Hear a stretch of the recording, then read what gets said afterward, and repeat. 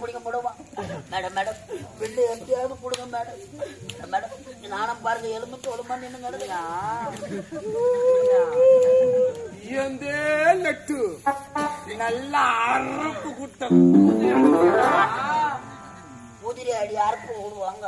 நல்லா அறுத்து போட்டா 6 காவப்படுது. ஆமா வெட்டி குட்டு போடுக்காயில பிள்ளை கூட மேடம் மேடம் தேவையா மேடம் பிள்ளை தேவையா வீட்டுக்கு போனது கிடையாது மேடம். சப்ப தேவையா சப்ப தேவையா சொன்னேன் மேடம் தேவையா மேடம் மேடம் மேடம்